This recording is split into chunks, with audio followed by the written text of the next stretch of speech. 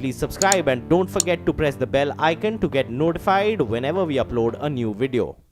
And even as members of Pakistan Tehreek-e-Insaf party, that is Imran Khan's party, are already celebrating, President of the Pmln, that is Shahbaz Sharif, has expressed concerns over the election outcome, saying that he is compelled to reject these results. He has alleged exercise of unfair poll practices that have gone in while counting of votes had taken place. Listen to what exactly he said during that midnight press conference.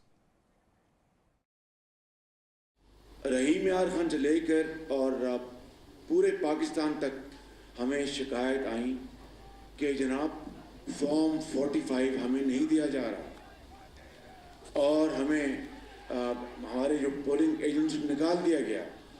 Polling जो की जगह है वहाँ पर लोग चला रहे हैं। खुदारा हमारी ख़वातीन को छोड़ दें, हमारे बच्चे बिलबिला रहे हैं उनको छोड़ दें, हमें माफ़ कर दें। औरतों को उनको बंद कर दिया, पोलिंग एजेंट्स को निकाल दिया गया। इस तरह पाकिस्तान तरक्की और खुशहाली नहीं करेगा। इस तरह तो अवाम, अगर उनको ये पता लगा कि हमारा जो वोट जो है उसकी इस तरह उसके साथ ज़्यादती हुई है, उसकी रिस्पेक्ट शो की गई है और फ्लैग्रेंट वॉल्यूशन हुई है, तो अवाम जो है वो सरापा एहतजाज हैं। और मैं मजबूर हूँ ये यहाँ पर कहने के लिए कि हम इस रिज़ल्ट को रिजेक्ट करते हैं, बिल्कुल मुस्तरद करते हैं। Today is the most awesome day in Pakistani history. Like Imran Khan, inshallah, is going to be the next Prime Minister of Pakistan, and we are really hopeful. And thanks to Pakistani nation for electing Imran Khan. The Prevention of Corruption Bill Amendment 2018 was passed in the Lok Sabha on Tuesday, denoting a significant stage in the series of steps taken by the NDA government to clean up the system. The amendment increases punishment for those found guilty of bribery to a minimum of 3 years, extending up to 7 years, as opposed to the earlier provision of punishment of 6 months, with extension to up to a maximum of 3 years. The bill was passed in the Rajya Sabha on 19th of July 2018. Punishment for those found guilty of bribe taking and bribe givers have been made harsher now. Enhanced a punishment of 3 years, extendable up to 7 years with fine from the earlier 6 months, with an extension up to 3 years. That's what it says now. And for habitual offenders in particular, this had been made even further harsher, 5 years, extendable up to 10 years. I think this is perhaps one of the massive crackdown as far as the government's intention in corruption towards corruption is concerned, and that they have said it very clearly that these amendments have been passed by the parliament today, and this is essentially to clean up the system. That's what the government is certainly hoping for. The Delhi government has ordered an inquiry into the death of 3 sisters under mysterious circumstances. This incident happened in East Delhi's Mandauli area. The order comes despite the first post-mortem report suggesting that the death was due to starvation and hence ruling out any sort of foul play. 3 sisters under the age of 18 years were found dead at the East Delhi house yesterday. The girls were found unconscious and rushed to the Lal Bahadur hospital, where they were declared brought dead. Family members have been informed and the police are waiting to question the father, who had left the children unsupervised. Delhi Deputy Chief Minister Manish Sisodia in a tweet announced his intention to visit the deceased residents today. ऐसा prima facie कोई foul play अभी तक notice में नहीं आया है। ये थोड़ा सा प्रीमेच्योर होगा ये कहना। Let us wait for the doctor's report, उसके बाद ही हम कुछ कह पाएंगे। ऐसा प्राइमा फेसी कोई फाउल प्ले अभी तक नोटिस में नहीं आया है। ये थोड़ा सा प्रीमेच्योर होगा ये कहना। Let us wait for the doctor's report, उसके बाद ही हम कुछ कह पाएंगे।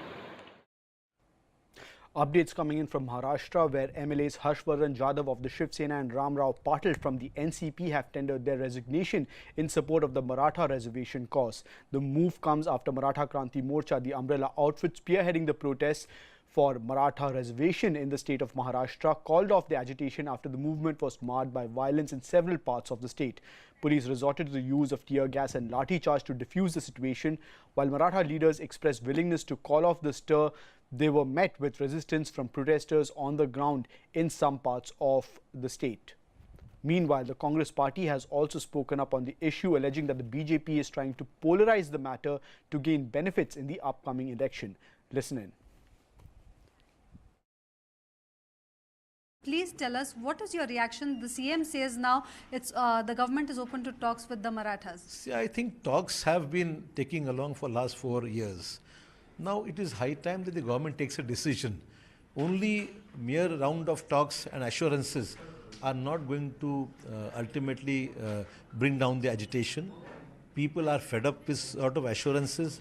I feel that they have realized that now, due to the elections coming in here, the government is trying to dilly-dally the entire issue, and ultimately this will end into polarization, which is going to be helpful to the BJP government, and that's why there's a delaying tactics on behalf of the ruling party. Are you pushing for a special session of the assembly to push for an ordinance for this? I think this is ordinance will definitely be welcome. If the government, I think immediately, if the state government calls a session of the assembly, a special session with the next 3-4 days, and I think all the political parties, nobody is opposed to this issue. If we are not opposed to the issue, then let's sort it out. The attitude of the people has been very calm and quiet. The agitations also have been very peaceful.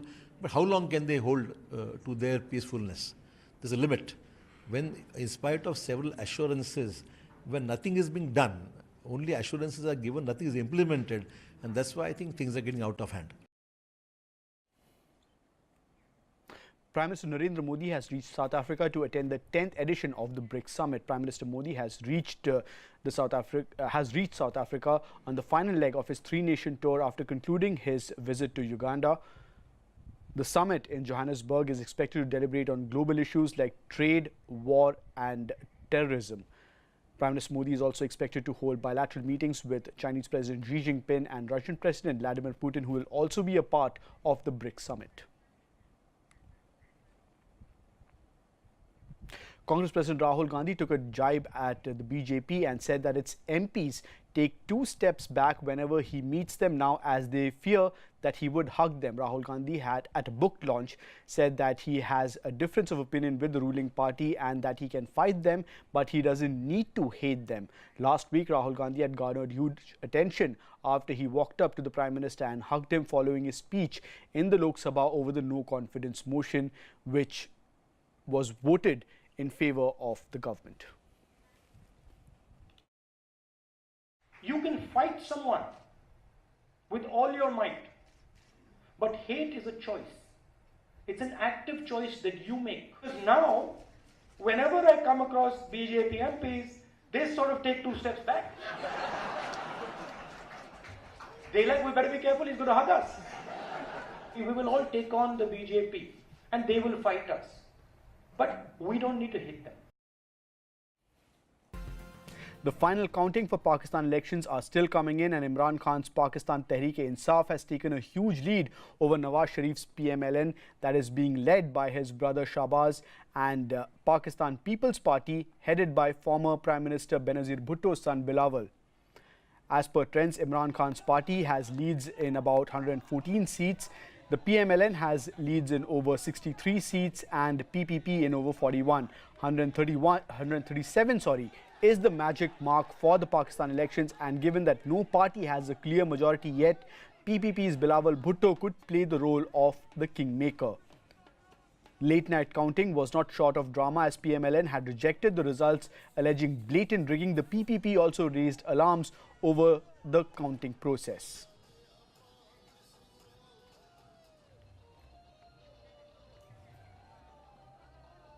This is the latest piece of information that we're getting for you as far as Pakistan elections are concerned. As of now, what we are learning is that the PTI, led by former cricketer turned politician Imran Khan, is in the clear lead, but he is far from the magic mark of 137 that he needs to have a clear majority to win the Pakistan elections. You can see those numbers flashing on your screens right now. As of now, what we're learning is that only 236 seats, counting for 236 seats have completed out of a total of 272, and it is yet to be seen who exactly comes on top. But as of now, what we are learning is that PTI's Imran Khan is in the lead with a total of 114 seats.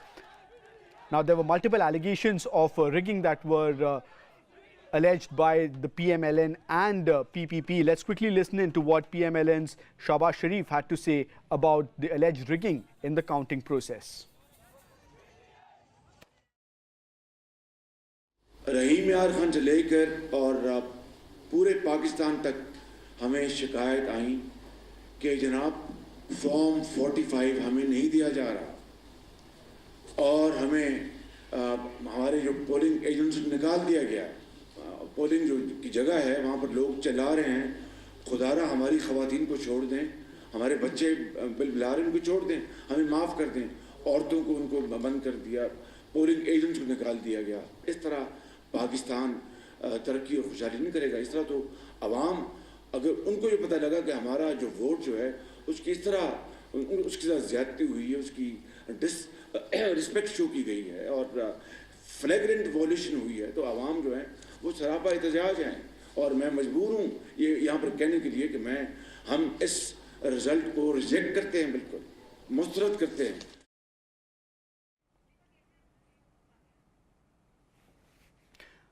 Deputy Executive Editor Zaka Jacob now joins us on the phone line for more updates. Zaka, it was expected that it's going to be a hung assembly, but Imran Khan getting such a clear lead of 114 while Pmln is down to just 63 seats. That's quite telling. Yeah, absolutely. I think it's more or less a done deal now for Imran Khan. He's short by a few seats, but you remember that even Pmln was short by a few seats in 2013. So I think the 10 or 15 seats that he needs will easily come from independent, smaller parties. Remember, as per the election laws in Pakistan, if you were to contest as an independent, the Election Commission cannot then debar you from contesting. So the tally of others itself, I think, is close to almost 50. Right. So it's very clear that he will be able to make up for that shortfall. I expect it to be wrapped up in a few days. In any case, I think this is Imran Khan's election. Many people felt that in 2013 he should have done far better than what he did. Now I think it's pretty clear that Imran Khan, the World Cup winning captain of Pakistan, we all remember the famous 1992 World Cup victory, the first and only time that Pakistan won the World Cup. He's been in politics for the last 20 years, but somehow I think this time around it's like every piece of the puzzle came together for him. He got the support of the army, the strongest politician and the strongest political party in Pakistan, the Pmln, became so discredited that it seemed like an election for change, and he represented change. He represented the candidate for change, and corruption became such a talking point. And for whatever it's worth, there is no direct allegation of corruption against Imran Khan. And I think that sort of cut ice with a lot of people, which is why if you see, even in the Punjab provincial elections, they are a close second to the Pmln. Punjab was always the sort of fortress of the Pmln. So even there, for the PTI to have won a large number of its seats, I think it's telling. I think this is a significant shift in Pakistan politics. And where does this leave the PPP and Bilawal Bhutto, Zaka? He was supposed to play the role of the kingmaker. Do you see that still happening, or do you think that PTI is just going to go with the independents that are there, who also command a significant number of seats now in Pakistan and the former government? Well, I'm not sure he needs the PPP. I mean, depending on how the final numbers play out, I think Imran Khan would be about 15 short. I think that he can make up with just independence. We'll have to see, though, if in the name of national unity, if both the PPP and the PTI come together. But given the way the numbers are, I don't think there's a need for it. Like I said, in Pakistan there are a large number of independent candidates, many of them who are also extremely religious, certainly right of centre. And Imran himself has shown a right of centre disposition, if I can use that phrase, and that's why I think it's only a matter of time before he sews up the last few remaining seats, about a dozen odd seats that he will need to go past that halfway figure of 137. Okay. But like I said, I think third time has proven to be lucky for Imran Khan. And what will this mean for Zaka? What will this mean for India, Zaka? If Imran Khan comes to power, is it something that is going to work in favor for us? Look, he's perceived to be definitely more hawkish than Nawaz Sharif. Nawaz Sharif was arguably in the last 20-30 years in Pakistan the one mainstream politician who wanted better times with India, even to the cost of his own political position, to the cost of his own ties with the army. Imran Khan has been extremely hawkish of late on India. Even yesterday, after casting his ballot in Lahore, he came out and spewed venom against India with an anti-India tirade. So I don't see any great, uptick in ties between New Delhi and Islamabad, certainly not in the near future. If at all, there is going to be some. I suspect that might happen after the 2019 elections, here in India as well. I really don't see any immediate positive movement in the bilateral relationship between India and Pakistan. And Zaka, you had mentioned that Imran Khan has the support of the Pakistani army, the military outfit as well. Now, is that going to become a problem for India? Because if Imran Khan comes into power, if he is made the Prime Minister of Pakistan, he's most likely to give Pakistan army a free hand, especially when it comes to the skirmishes that India experiences with Pakistan and its military at the borders. It's going to become a problem for us. Well, certainly, I mean, the three key issues of defense, foreign policy, and Kashmir, of course, will very much remain within the realm of the army. And I think one of the reasons why Nawaz Sharif lost power was because he came into the bad books of the army. So no matter what they say, this is the second instance of a peaceful transfer of power from one civilian government to another. The fact of the matter is, this is pretty much an army set mandate. I mean, there were accusations of interference by the army, judicial coup by the army, also allegations of media interference by the army, where channels like Geo, for example, had to be taken off air. So I think, it doesn't rob Imran Khan of the mandate that he's won, but certainly there will be questions asked. And like you said, I mean, if he is the establishment candidate, if he's the army's candidate, then certainly I don't see any positive uptick in ties with India. Certainly not in the foreseeable future. We are also joined by Arslan Bhatti. He's a senior journalist from Pakistan. Mr. Bhatti, what is it that you're picking from the ground there? How exactly are the parties looking at these numbers? Is the PTI going to tie up with the PPP, or are they going to look at the independent candidates in order to cobble up the numbers to form a majority government? Look, PTI is now ahead of all the other political parties in Pakistan. It has almost won the National Assembly seat, around 111 seats, 111. And they are not going to form government with in cooperation with Pakistan People's Party, but they can go for independence. Okay. Because independents are in large number. They are in around 21, 22. They won the elections from different parts of the country, and independents are much easier to approach and much easier to be molded. Therefore, Pakistan Tehreek-e-Insaf would go for independence, and People's Party already, the chairman that Pakistan Tehreek-e-Insaf had clearly told that he won't join hands and he won't shake hands with former president Pakistan, Asif Ali Zardari. This is one thing is final. Okay. And what exactly is this going to mean for the Pmln? They were expecting some sort of sympathy wave to go in their favor. Their party chief, Nawaz Sharif, is already in a lot of trouble. Is this going to be the end of Pmln, or maybe even the end of Nawaz Sharif? No, Nawaz Sharif is in jail.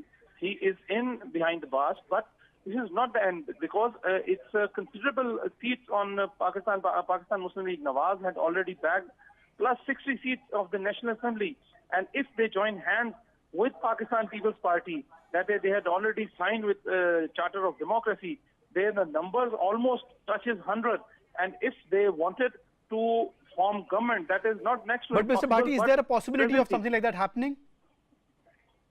Yeah, because Pakistan Muslim League Nawaz and Pakistan People's Party are allies in the past. They had been running the government. They had formed government in the past for 3 years, 3 consecutive years. They had formed the government in the past in the center of province, which is the largest province of Pakistan. Right. And till time, they had to their credit the Charter of Democracy signed by the former Shaheed Prime Minister Mohtamma Benazir Bhutto and jail Prime Minister Mia Muhammad Nawaz Sharif.